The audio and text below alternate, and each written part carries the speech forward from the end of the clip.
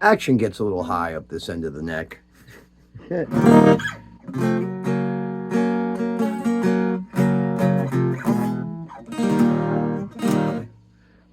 So, Mama Bear's tough to play.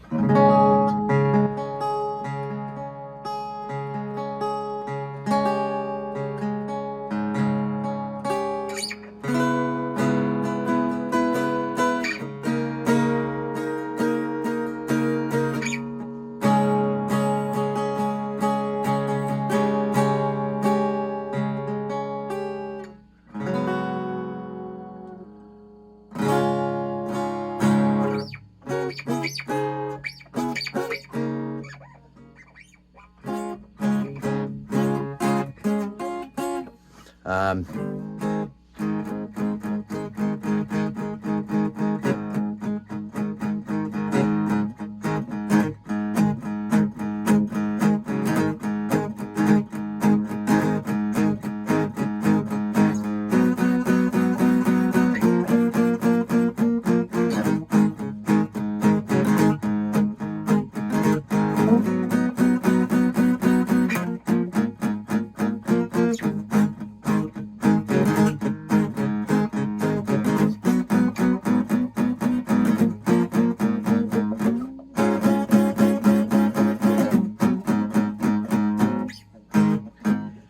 so I had my first purge this week. With bringing everything home, it became very daunting quickly.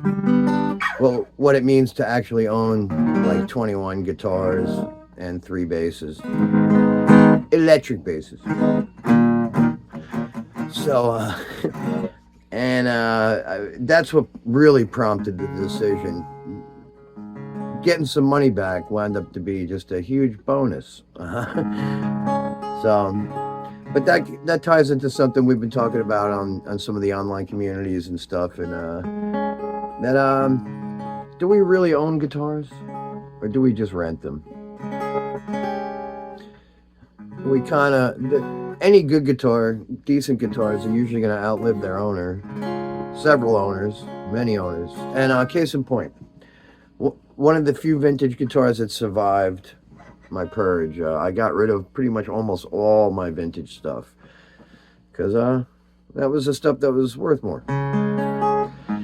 What I did, I'm a collector. I am a collector type, and that's all been coming home. There's a lot, you've been seeing me throw a lot of stuff up on my pages, a lot of stuff I'm going through, and a lot of memory lane rides. And so I've been doing that lately, and it's just like I can't keep everything. And that's my instinct, which I definitely get from my mom. And as we saw with someone, I think only like 5 people watched the video of me fixing my mom's ceramic cookie jar that I smashed. Not intentionally. It's not intentional. Accidents happen.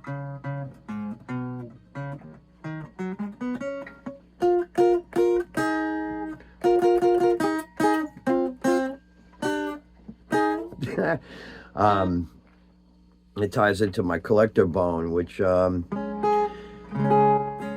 just like trying to train myself to start letting go of some things. I'm not saying I'm on the last couple of holes, but I'm definitely on the back 9.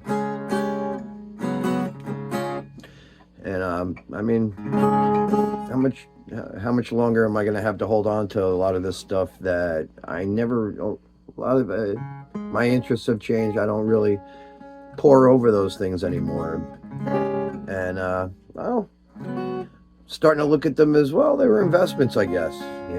Maybe I can make a little money back on them, like my comics and stuff. And the hard one was trying to get rid of the guitars, which is obviously one of my most recent collector bug bites. And then that ties into the whole different thing of what guitar means to me in a lot of levels.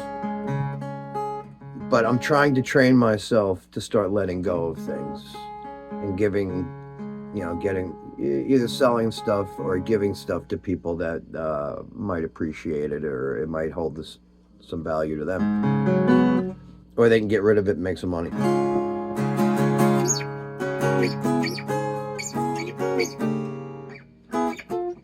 Ooh, fret ends are a little. I got very dry fingers from doing camera and wiring termination work for the first time in a while. So all my fingertips are all chewed up now. So I might have to file them down a little bit. Talk to Dano.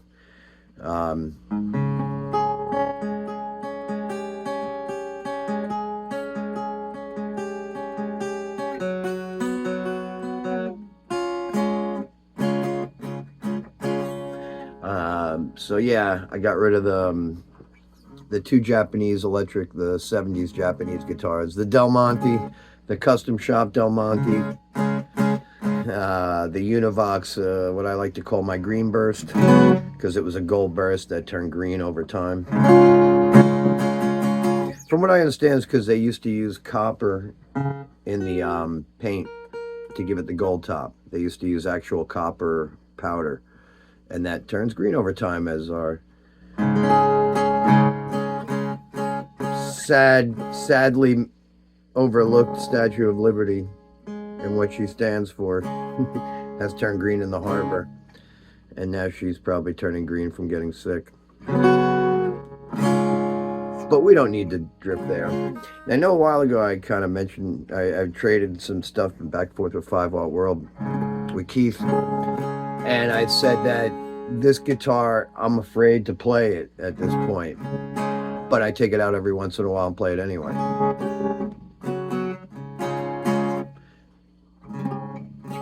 But I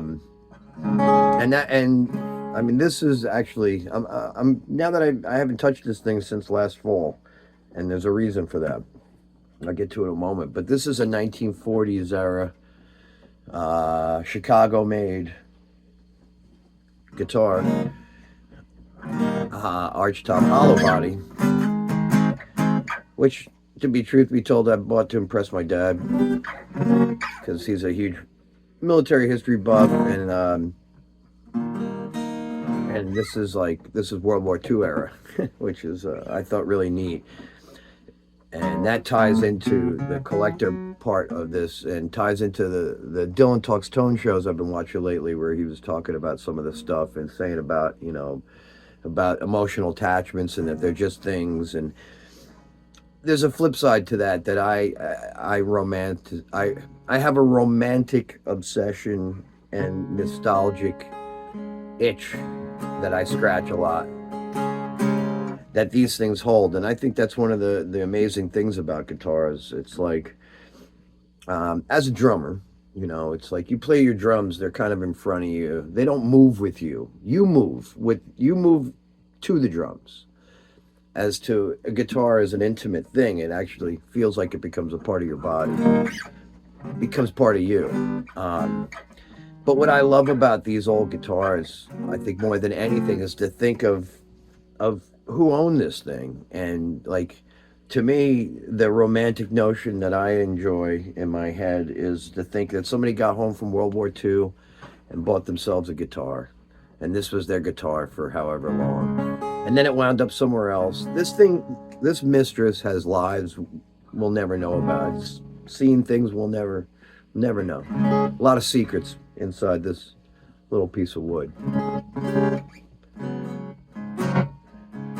That's something I often do, and it ties to the line from the song "Mission" from Rush, with I look at the beautiful buildings and I wish I had their dreams. Like, I do that constantly. I look at old places and I wonder what they were like when they were lively, when there was life in them, because they had it at one point, and I don't know.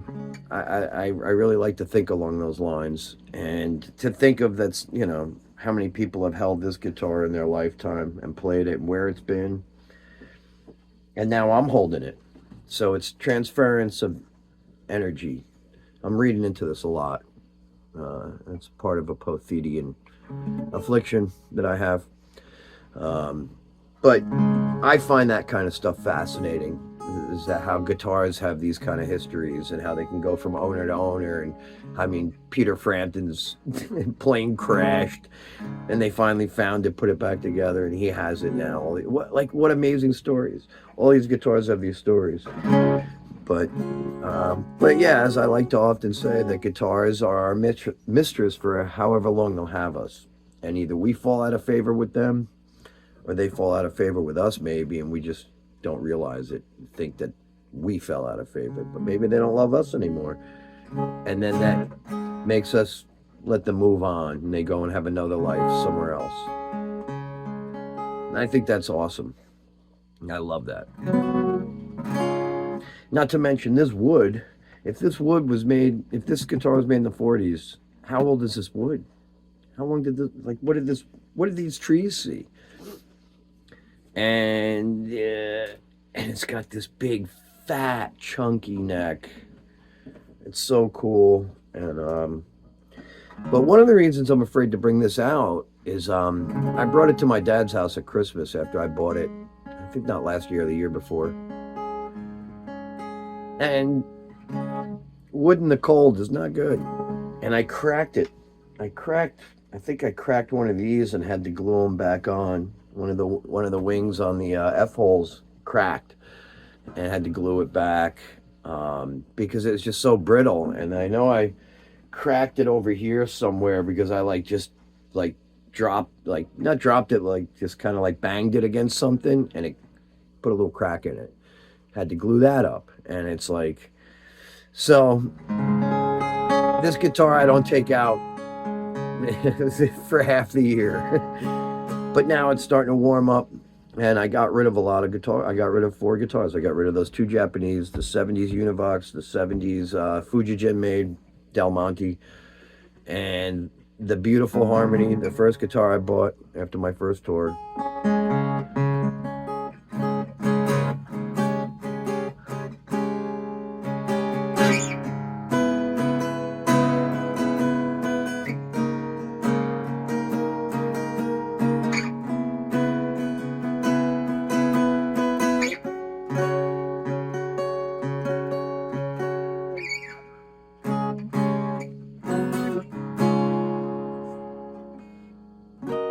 You know, it's really neat. It's got double fret markings on the 7th fret. How cool is that? Neat little things like that. But I believe it's just a laminate of some sort. But so what? It looks really cool. And it's wood. It's old wood. It's really neat. I'm really glad that I wound up holding on to this. I also got rid of the 60s Teisco that you see in the poster for the Lenny K show we're doing in a couple of weeks or a month coming up at the showcase. May 1st, May Day, we're going to play at the showcase. Me, Lenny, and Christian, who's coming here to help me do the roof on my shed tomorrow.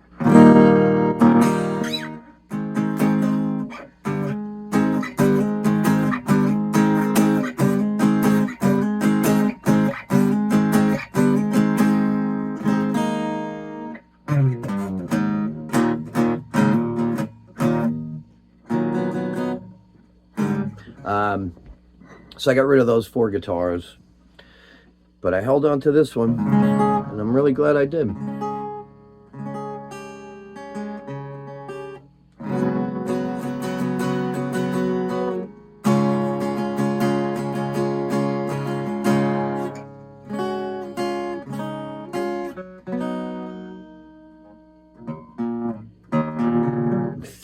That's with my broken finger. Forget sometimes that's still broken.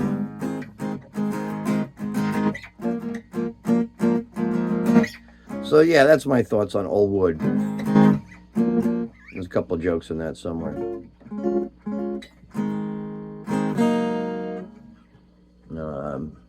But yeah, Mama Bear's gonna kick around for a little while.